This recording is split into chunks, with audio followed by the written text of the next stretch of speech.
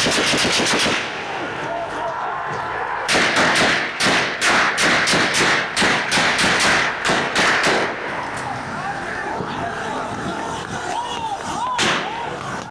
dan Tiongkok ikut terlibat dalam pertempuran dengan eskalasi besar-besaran. Kedua negara adidaya itu mengirim kapal perang ke Timur Tengah, tepat di bawah hidung armada Amerika Serikat. Karena hal ini, Teheran sekarang secara terbuka mengancam kapal-kapal Amerika Serikat, pangkalan-pangkalan Amerika Serikat, dan pasukan Amerika Serikat. Namun di balik layar, mulai terjadi kepanikan. Kami sedang melacak penerbangan pemerintah misterius yang melarikan diri ke Moskow, dan peringatan panik dari Rusia. Serangan Amerika Serikat kini soal waktu, bukan kemungkinan lagi. Pertama, simak peringatan dari Iran. Iran memberitahu Mesir tidak akan menyetujui syarat Amerika Serikat dan memperingatkan akan menyerang target di Timur Tengah, termasuk pangkalan, kapal perang, serta sekutu Amerika Serikat. Peringatan ini muncul ketika pejabat Iran memberitahu Al Jazeera bahwa Angkatan Laut Iran akan latihan bersama Rusia dan Tiongkok di Laut Oman dan Samudra Hindia dalam beberapa hari ke depan. Ini bukan hal rutin, tapi pesan Iran untuk menunjukkan mereka tidak sendirian. Mereka berunjuk kekuatan bersama dua negara nuklir untuk cegah aksi militer Amerika Serikat. Media pemerintah Iran menayangkan rekaman Angkatan Laut mengerahkan ratusan kapal rudal cepat dekat United States Ship Abraham Lincoln. Mereka berada di Selat Hormuz, jalur sempit tempat 20% minyak dunia lewat tiap hari. Semua ini adalah sebuah pesan dan pesannya jelas. Jika kalian menyerang kami akan menghentikan pengiriman global dan kami punya sekutu untuk melakukan itu.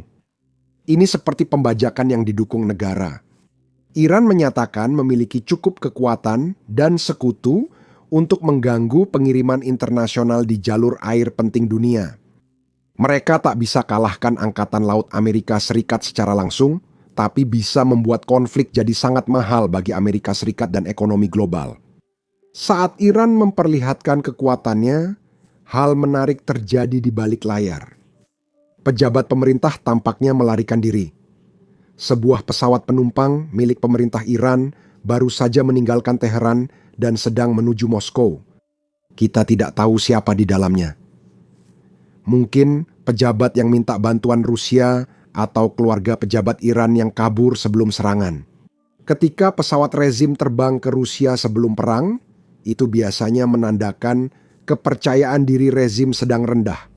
Inilah petunjuknya. Rusia baru saja mengeluarkan pernyataan yang meminta Amerika Serikat dan Israel untuk menjaga keamanan sebuah pembangkit nuklir Rusia di dalam Iran. Pikirkan artinya. Rusia menganggap serangan pasti terjadi dan sedang negosiasi target yang harus dihindari. Itu bukan pernyataan negara yang yakin diplomasi berhasil, jadi negosiasi masih jalan, tergantung siapa yang ditanya. Pejabat Iran menyatakan tak ada pembicaraan. Namun Presiden Trump pada 29 Januari mengatakan percakapan masih berlangsung. Silakan dengarkan. Apakah Anda sudah berbicara dengan Iran baru-baru ini dan apakah ada rencana untuk itu? Saya sudah melakukannya dan saya berencana untuk melakukannya. Ya, kami memiliki banyak kapal yang sangat besar dan sangat kuat yang sedang berlayar ke Iran saat ini dan akan sangat baik jika kami tidak perlu menggunakannya. Bisakah Anda mengatakan apa pesan yang Anda sampaikan kepada orang-orang Iran? Jadi saya menyampaikan dua hal. Yang pertama, jangan membuat nuklir, dan yang kedua, berhenti membunuh para pengunjuk rasa. Mereka membunuh ribuan orang. Saya hentikan 837 hukuman gantung 2 minggu lalu. Namun mereka tetap melakukannya, perlu tindakan. Hal seperti ini belum pernah terlihat sekarang. Seseorang berbohong, atau keduanya hanya tampil untuk penonton berbeda. Inilah yang pasti kita tahu. Meski pernyataan publik berbeda, aksi militer makin dekat. Pentagon baru memberi opsi serangan ke Presiden Trump. Belum ada otorisasi, tapi perencanaannya sedang aktif dan sekarang sudah mencapai tahap akhir. Situasinya hanya akan semakin buruk dari sini. Sayangnya, setiap kali kami bahas detail kejadian, YouTube sering membatasi video kami. Itu baru terjadi 2 hari lalu. Dan ketika sebuah video dibatasi, lebih sedikit dari kalian yang melihatnya di layar beranda, dan itu berarti kalian tidak mendapatkan berita yang sudah kami buat untuk kalian. Silakan tekan tombol subscribe di bawah, itu sangat membantu algoritma kami. Sekarang, mari kita masuk ke laporan mengejutkan. Berikut adalah opsi-opsi yang ada di meja. Berdasarkan laporan dari New York Times, setidaknya ada 3 opsi berbeda yang sedang diajukan kepada Presiden. Pilihan paling berisiko adalah diam-diam mengirim pasukan khusus Amerika Serikat ke Iran untuk menghancurkan atau merusak sisa program nuklir setelah operasi Midnight Hammer. Risiko besar, imbalan besar. Berhasil luar biasa, gagal bisa bencana. Kita tahu yang terjadi saat Presiden Carter. Opsi kedua adalah serangan terhadap instalasi militer dan pimpinan rezim. Serangan-serangan ini dirancang untuk menciptakan kekacauan yang cukup di dalam Iran sehingga pasukan Iran atau seseorang menyingkirkan Khamenei dari kekuasaan. Sekarang, masalah dengan serangan ini, setidaknya menurut pendapat saya, adalah bahwa membunuh Khamenei saja tidak menjamin perubahan rezim. Seperti yang sudah dibahas di video sebelumnya, sistem Iran lebih besar dari satu orang. IRGC punya 200.000 anggota, sementara pasukan Basij ratusan ribu.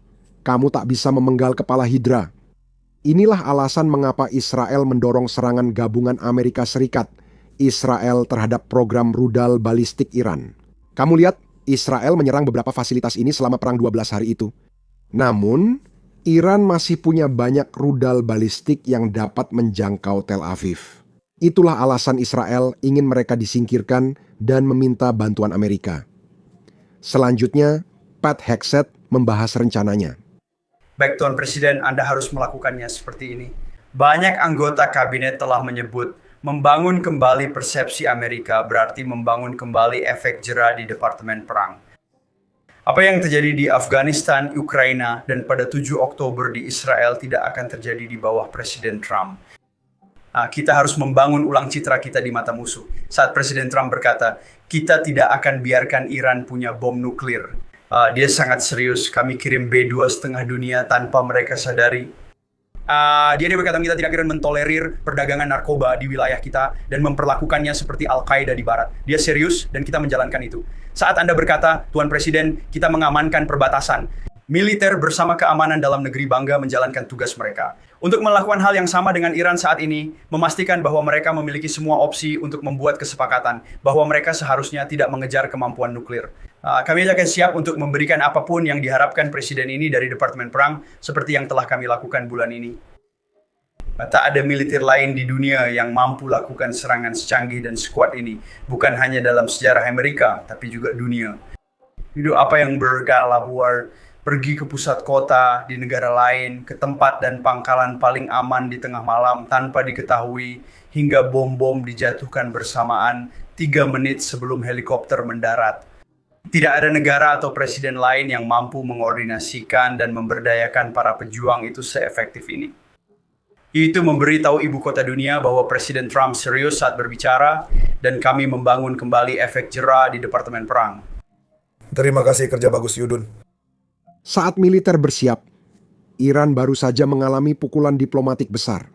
Kemarin, Uni Eropa mengumumkan bahwa mereka menetapkan Korps Garda Revolusi Islam, IRGC, sebagai organisasi teroris.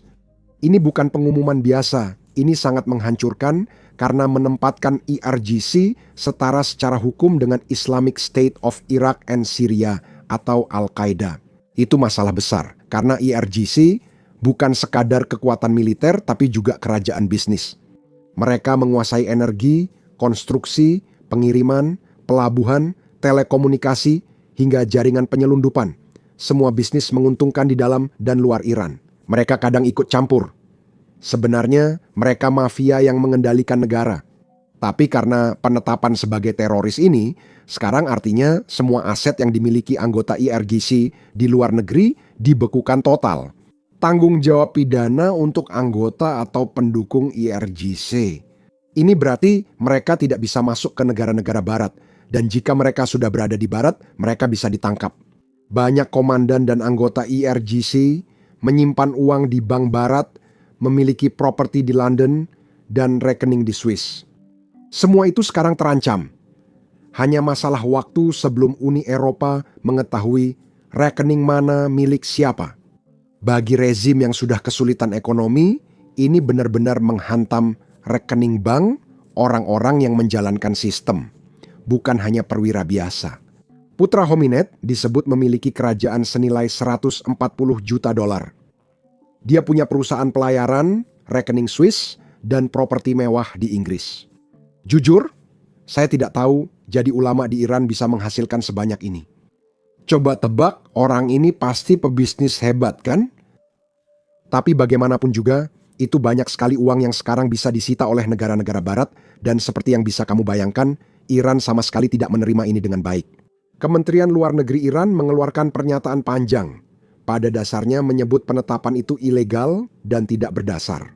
Mereka bersikeras bahwa mereka bukan organisasi teroris. Mereka hanya membela negara mereka.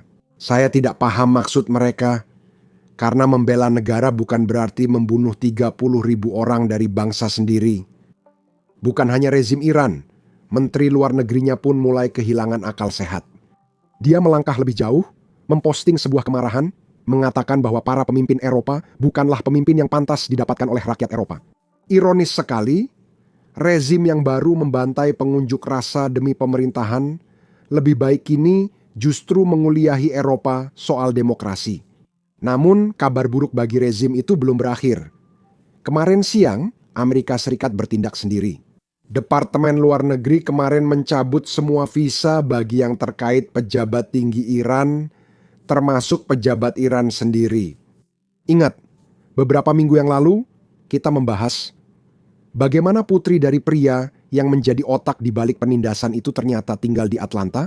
Dia di sini dengan visa, sedangkan ayahnya memerintahkan pembunuhan puluhan ribu warga Iran tak bersalah. Saat ini, dia sudah dipecat dan kemungkinan besar akan kehilangan visanya. Dia kembali ke negara yang tak ingin dia tinggali, sementara ayahnya menanggung akibat perbuatannya. Itu keadilan, kecil tapi nyata. Semoga kita segera melihat lebih banyak keadilan. Nama saya Sam, itu saja yang bisa saya sampaikan untuk kalian. Sampai jumpa di video berikutnya. Salah satu tantangan membuat video seperti ini adalah menampilkan banyak serangan drone, meski tanpa korban manusia atau tentara Rusia. YouTube sering mendemonetisasi atau membatasi video kami. Dalam seminggu terakhir, 4 video kami didemonetisasi menurut YouTube. Menampilkan serangan drone, atau bahkan cuplikan dari garis depan, tidak ramah bagi pengiklan. Dan itulah sebabnya video-video tersebut dibatasi. Inilah realitas perang modern yang dihadapi dan dilawan rakyat Ukraina demi bertahan hidup. Kami yakin penting meliput ini, karena itu kami luncurkan platform Basics Insider. Kami membangunnya dari awal, jadi kami tidak memiliki batasan apapun. Kami tidak perlu mengaburkan serangan drone kami tidak perlu mengaburkan rekaman garis depan, dan kami tidak perlu mengaburkan pangkalan udara Rusia yang dihancurkan. Selain itu, kami sebenarnya tidak menayangkan iklan apapun di situs tersebut. Dengan begitu, kami tidak perlu menyensor diri sendiri hanya karena pengiklan tidak senang dengan apa yang kami liput. Situs ini didanai dari dukungan Anda, bukan iklan. Jika Anda tertarik dengan liputan seperti ini, dan Anda ingin menonton video kami tanpa sensor, serta mendapatkan konten bonus yang tidak bisa kami unggah di YouTube, maka pastikan untuk bergabung bersama kami di basicsinsider.com. Anda juga bisa klik tautan di deskripsi atau memindai kode QR yang ada di layar Anda. Bergabung memungkinkan Anda menonton semua konten yang sudah dan akan kami unggah. Dengan mendukung liputan dan channel kami, terima kasih banyak. Saya Sam, sampai jumpa di video berikutnya.